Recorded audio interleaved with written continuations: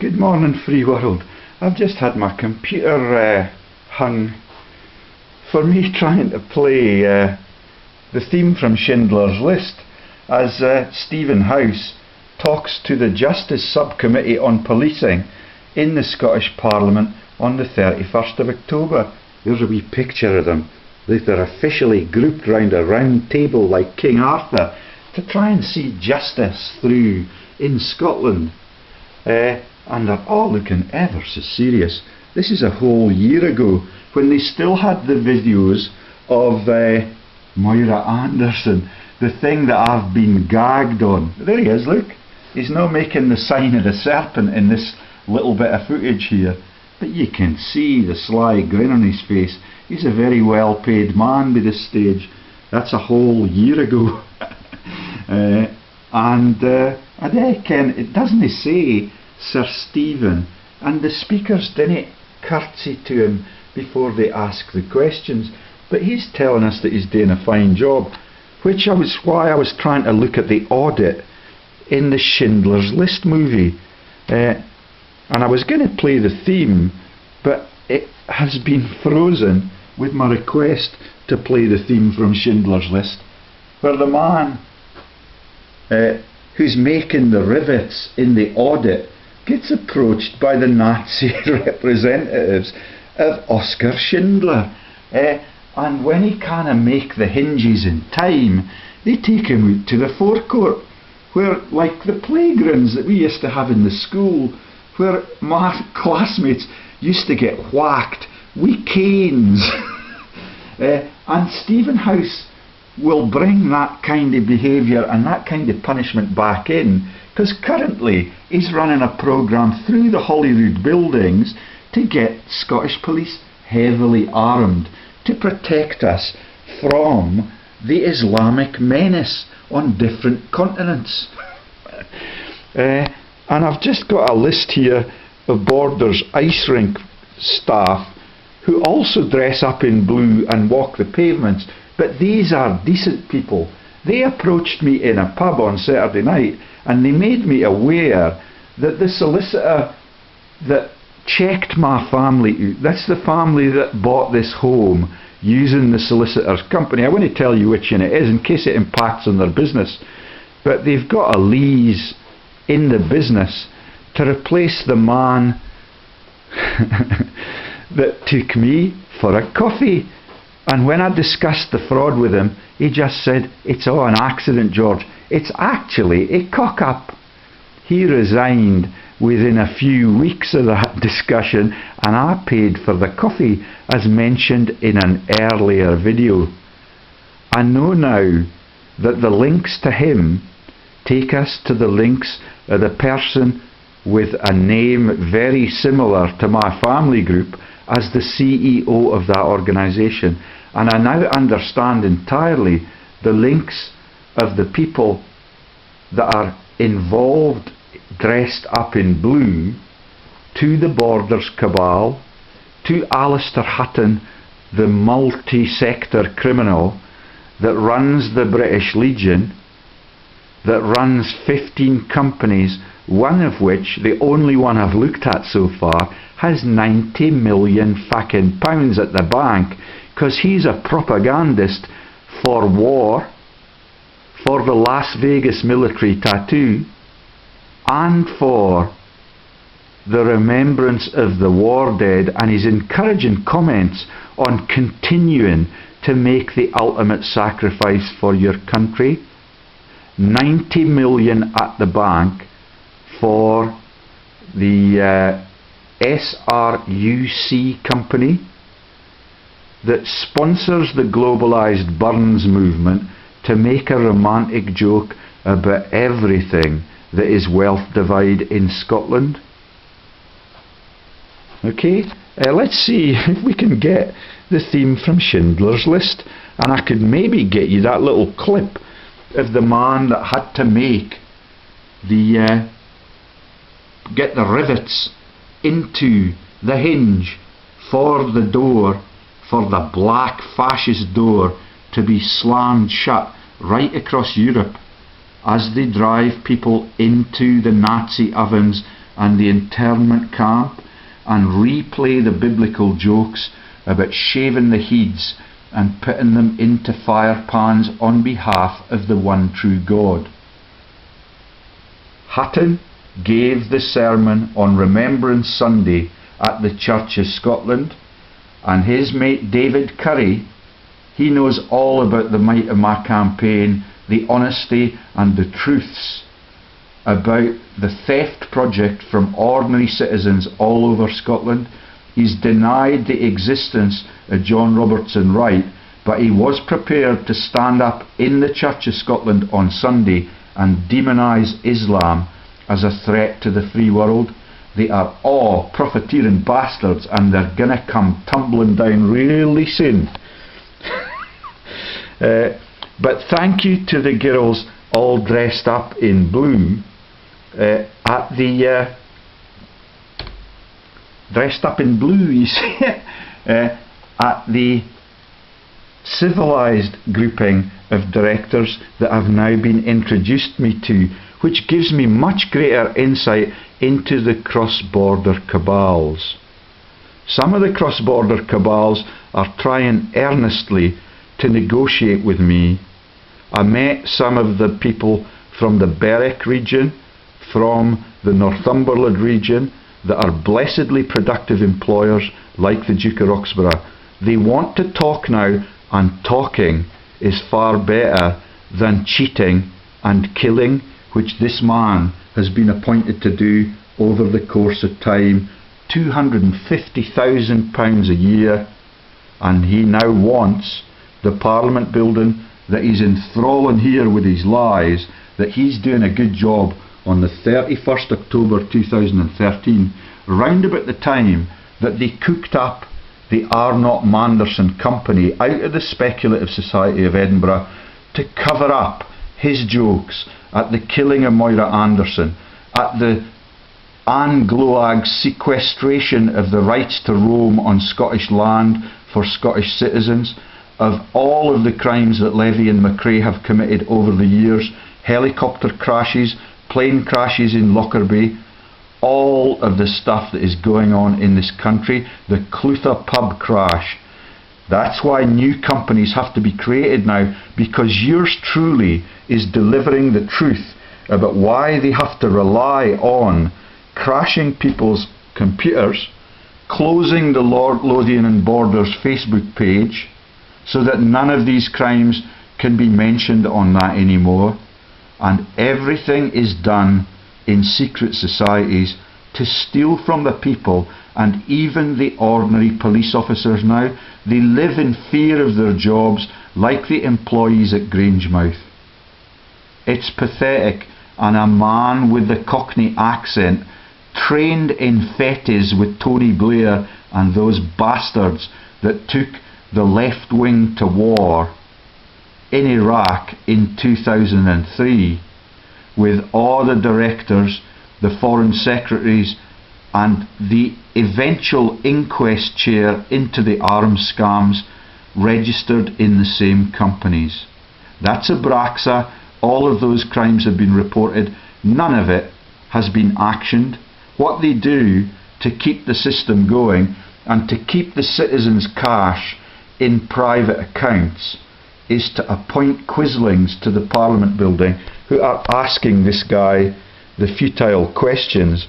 And as he reports that he's doing a magnificent job, they lick his arse and they pretend that they are doing a good analytical job in Scottish politics in the year of the referendum, where they have enough information from me to rip Westminster out of power and to take over the whole of the United Kingdom if they were to expose the fraud in the SNP, in the associated trickle-down projects that are associated with different global continents and Salmon's trips to those continents, that are associated with the nuclear weapons scam that is Trident 3 and 4, and with this guy's corruption of the reporting of law enforcement in Scotland, all of which has been covered up for shame in the last fortnight. Let me show you again my attempts to play some music on my own computer in my own living room. Yeah, you've been here before. They're going to take that from me before Christmas if they get their way.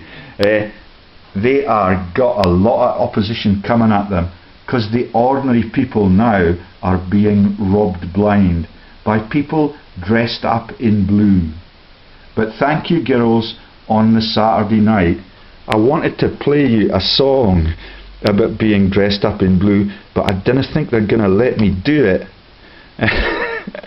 Let me see if I can do it on this channel. They'll be dead keen to get rid of this one dressed up in blue and to take him out of the limelight. I cannot get the theme for the two Ronnies and the piss take at the killing of the child Moira Anderson that has been all over the web since Ronnie Barker and Ronnie Balfour Corbett became friends of the Chipping Norton set. No, it's completely hung.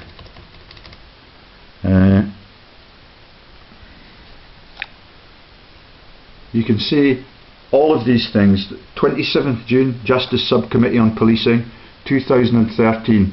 18th April 2013. Oh, here we go. No.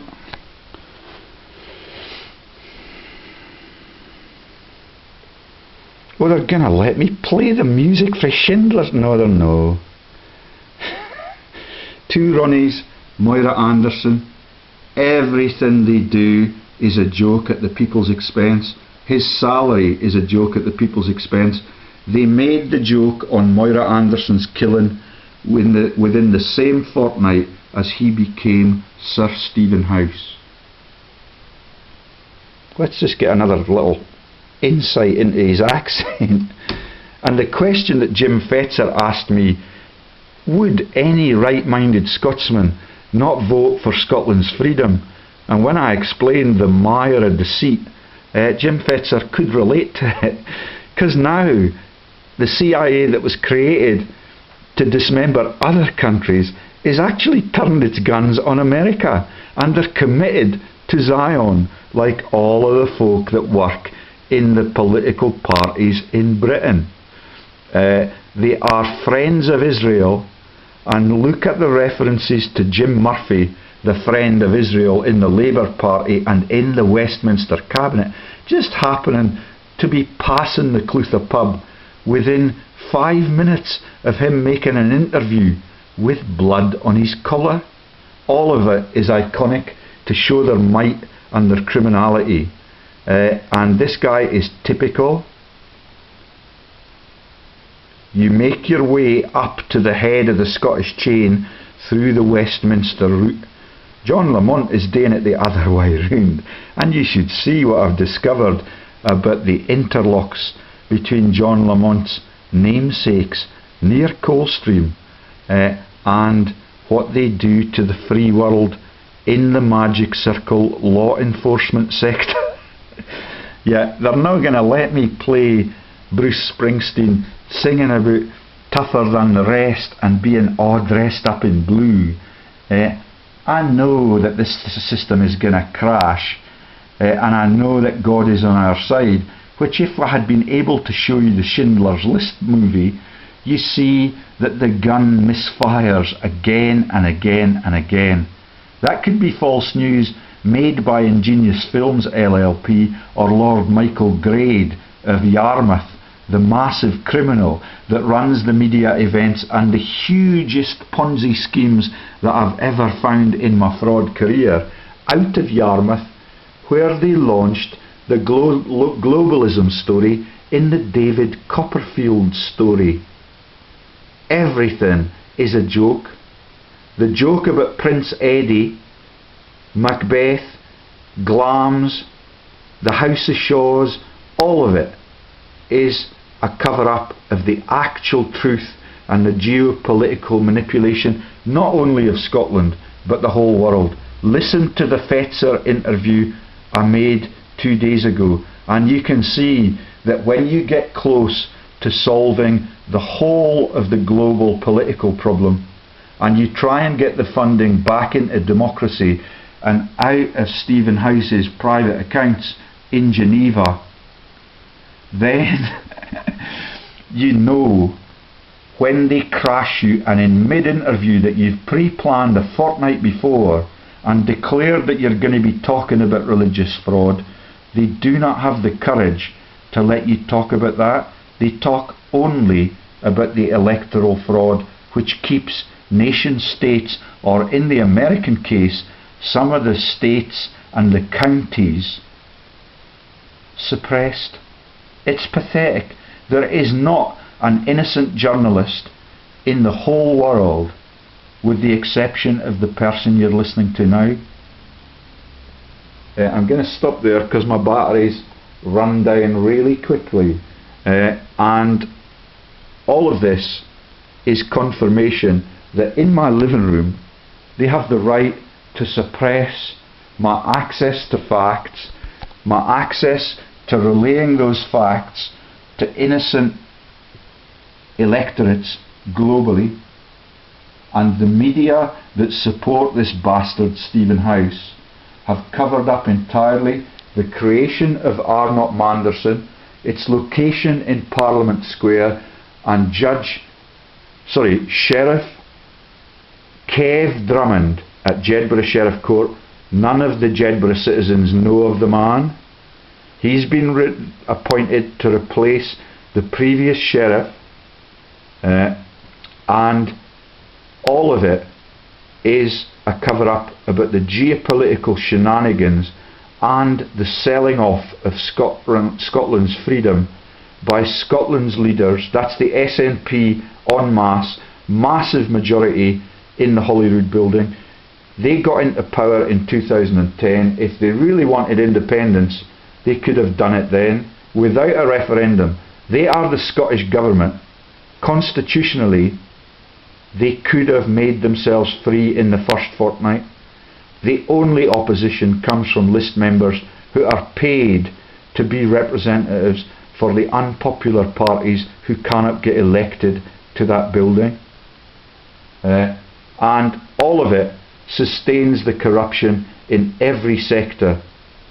In the media, Ali Moffat, St Andrews University, in the thieving projects against academics who are being sacked without redundancy money, to the students who are cast into debt even in Scottish universities. Yet the mothers and Jim Fetzer now understand that in 1995 education in Britain was free, even in Oxford, if you're not coming from abroad. They will not let you come from abroad now because they're demonising other innocent countries so that they can cover their sins in the financial services frauds and in the persecution of innocents, also mentioned in Jim Fetzer's video. When you get to religion and the fact that the head of the Royal British Legion, this is Alistair Henry Hutton, the man who's a strong believer in the might of Britannia, but is the boss at the British Legion, gives the sermons in the Church of Scotland and demonises people on other continents. He's got 15 massive directorial registrations, and I'm going to make a video about them this afternoon. As you look across the town to where he and the doctor that tried to get me sectioned live, they are under dark skies, like the video we made on the murder of Moira Anderson, which is just a joke at the expense of innocents at law enforcement in Scotland, and is shared and perpetrated by the Chipping Norton set, where the Prime Minister's friends drink in England. Okay, so sorry that we cannot give you any insightful music into how fascism thrives, or we cannot give you the insight into Bruce Springsteen's song about being dressed up in blue, because they will not let me have free speech or the use of IT in my own home, and they intend to dispossess me of that own home really quickly. Jim Fetzer and a lot of the American audience are now aware of that, although I believe that it will not be published very quickly because of the sensitivity of the revelations on the role of the Christian church and the Rothschilds' decision to become Jews so that the world can be divided by religious martyrdom, genocide and holocausts forever. Jim Fetzer lost his courage, and I can completely relate. The people who try and expose that as a multinational war crime get taken out, which we discussed. And I have discussed it intimately with Sheriff Kev Drummond, with the police in the court at Jedburgh, who have local accents and are having their pensions ruined by this bastard and his friends at Fetties. I'll make the other video this afternoon. Borders cabal, you'd better get the bomb shelter revived, because your citizens are going to be very angry with you. Even your worshippers. The worshippers know the power of God. They still think that deceitful humans can overcome that. So when you demonize Islam on the Christian podium, I know the danger that you are placing yourself in. On the news this morning, we get news of the reopening of the Jim Clark rallies, of a spate of fatal road accidents. They are not accidents. God is aware of everything that every human does, and it's like watching a chess match. If you're objective and you log the events, you don't need YouTube. All you need is just to see where the evil is and see where the act of God occurs. Anyway, that's a bit heretical, and I know that the doctor who tried to get me sectioned and trained as a policeman first is listening to this conversation. His son monitors me on Facebook, and he did not reply to my letter when he tried to get me sectioned that I'd be delighted to come to dinner, for him to come to dinner with his family, because his family are friends of mine. This is the group of people that have torn my family apart. The participants in that come and meet me looking a little bit sheepish in the local supermarkets. Oh, we might get to play dressed up in blue. Nah, I doubt it. It's too slow. And maybe the block on communications is as local as the local surgery, the local Church of Scotland, the local councillor. I will keep naming him because he's the biggest evil bastard in this region. That is Alistair Henry Hutton, the preacher at the Church of Scotland, the man with all the medals on his chest, and the boss at the Royal British Legion, where the flag is always twisted tightly round the post, because it is just a drinking club like the Masons that celebrate the death of all their own children, or their predecessors, or their ancestors. They read out 6 surnames in the Church of Scotland. They could have read out the entire list of all the parishioners that died in those campaigns, as I've suggested to the vicar that's in the ITU, and his replacement from a town called Moore Battle. Do you get it? It is just a blood money trail that never ends. Anyway, they're not going to give me the capacity to play Springsteen's song about folk being tougher than the rest, but it will come out in the end.